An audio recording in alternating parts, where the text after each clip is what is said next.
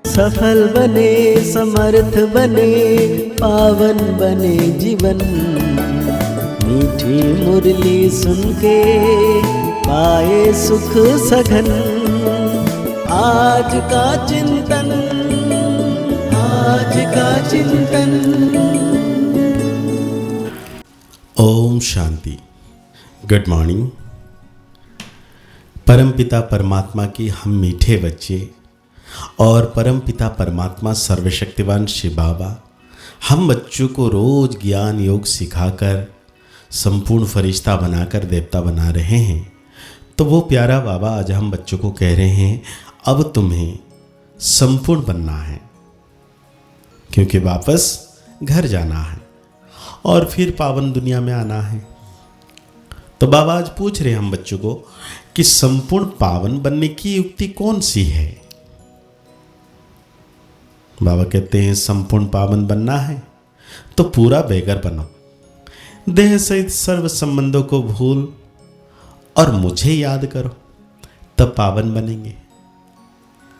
अब तुम इन आंखों से जो कुछ देखते हो यह सब विनाश होना है, इसलिए धन संपत्ति वैभव आदि सब भूल बेगर बनो। ऐसे बेगर ही प्रिंस बनते हैं। बाबा कहते हैं मीठे मीठे रूहानी बच्चों प्रति रूहानी बाप समझा रहे हैं।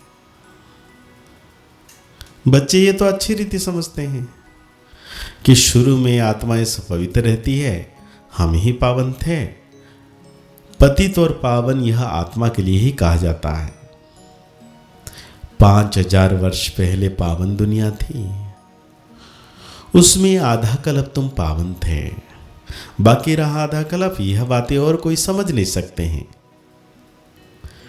तुम जानते हो पतित और पावन, सुख और दुख, दिन और रात आधा आधा है।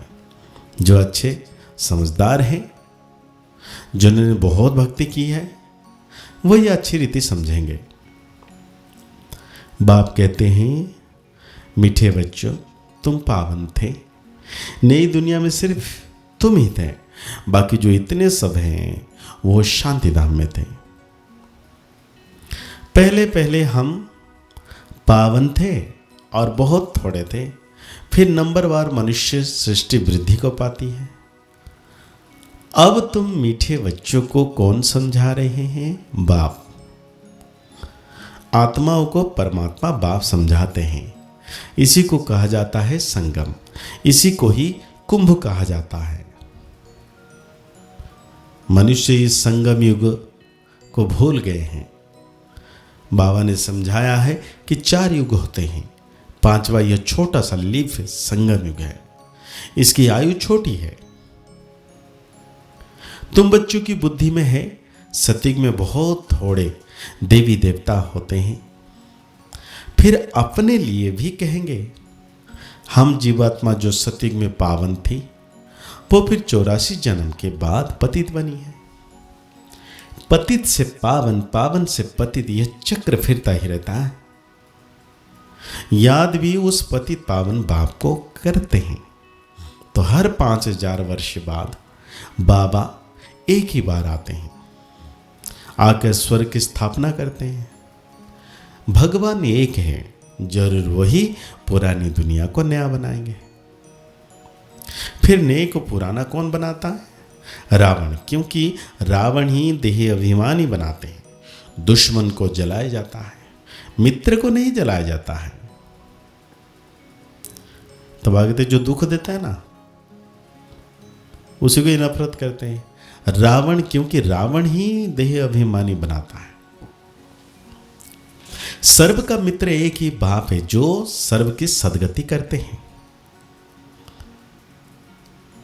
तब कहते हैं स्वस्तिका निकालते हैं ना, इसका भी अर्थ बाप समझाते हैं। इसमें पूरा चौथा होता है, जरा भी कमजास्ती नहीं। यह ड्रामा बड़ा एक्यूरेट है। कोई समझते हैं हम इस ड्रामा से निकल जाएं, बहुत दुखी हैं, इससे तो जाकर ज्योति ज्योत में समाए, वा ब्रह्म में लीन हो जाए। लेकिन कोई भी जा नहीं सकता। क्या क्या ख्यालत करते हैं। भक्ति मार्ग में प्रयत्न भी भिन्न भिन्न करते हैं, सन्यासी शरीर छोड़ेंगे, ऐसे कभी नहीं कहेंगे कि स्वर्ग व वैकुंठ पधारा। प्रवृत्ति मार्ग वाले कहेंगे फलाना स्वर्ग पधारा। आत्माओं को स्वर्ग याद है ना?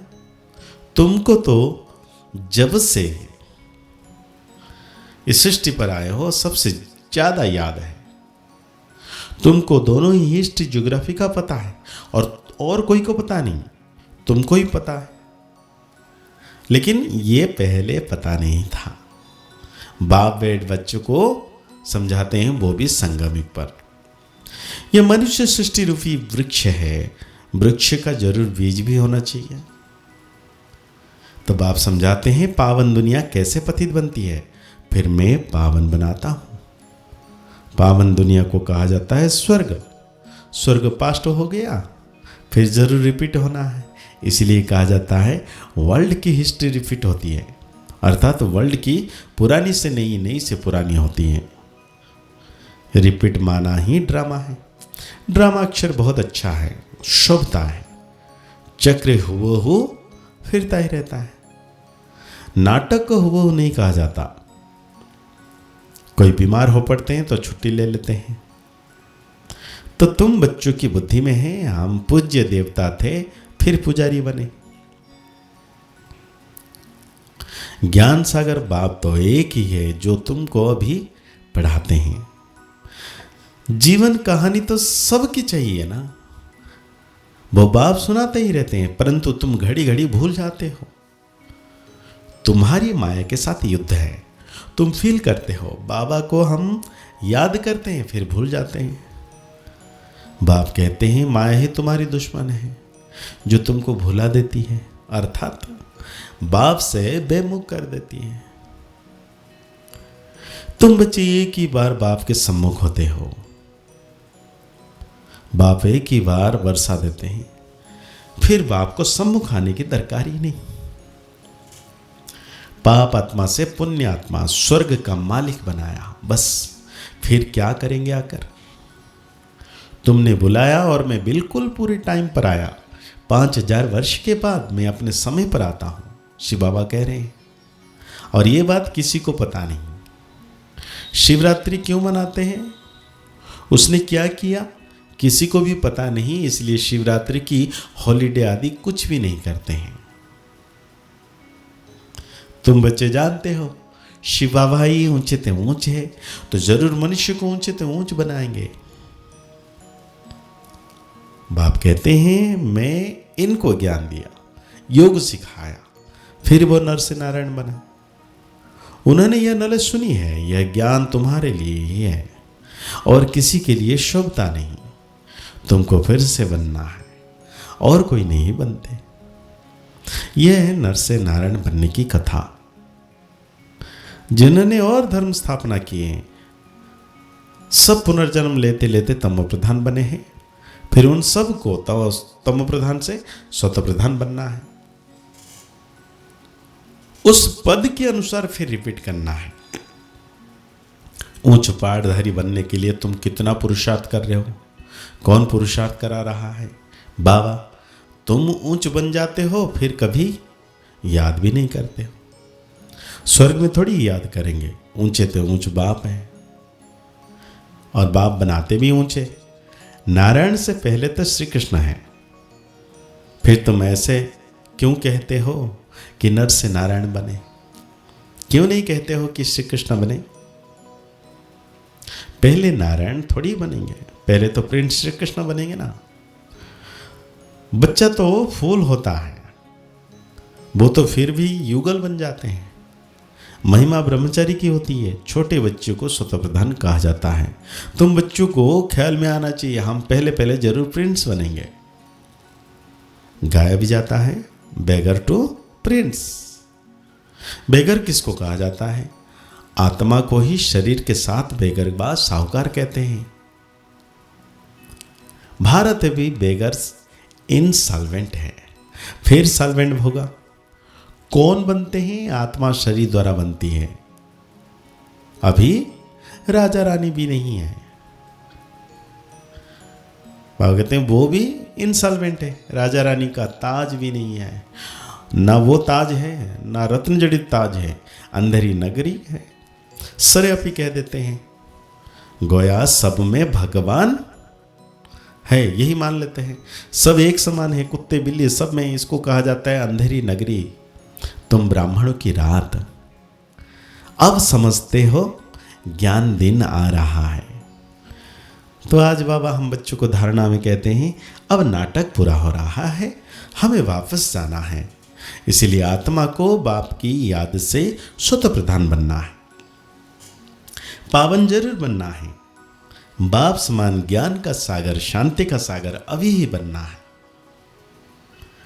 इस देह से भी पूरा बेगर बनने के लिए बुद्धि में रहे कि इन आंखों से जो कुछ भी देखते हैं यह सब खत्म हो जाना है।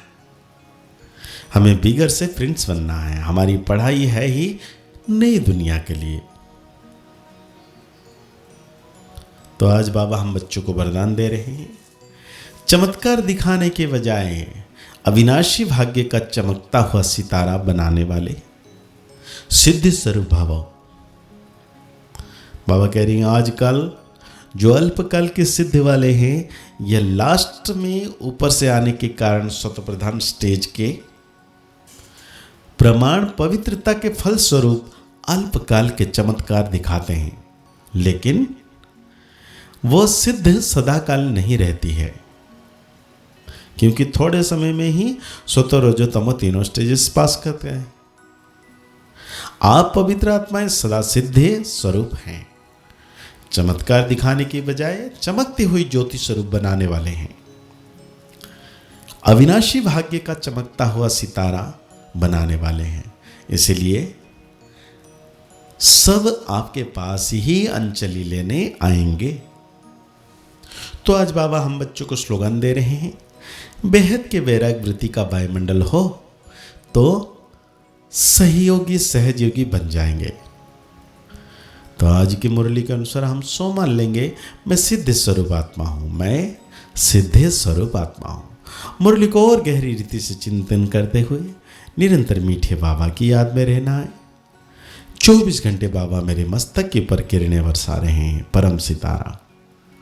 मुस्कुराते रहिए, आगे बढ़ते रहिए, पुरुषार्थ करते रहिए, खुश रहें, स्वस्थ रहें, मस्त रहें। ओम शांति, ओम शांति, ओम शांति।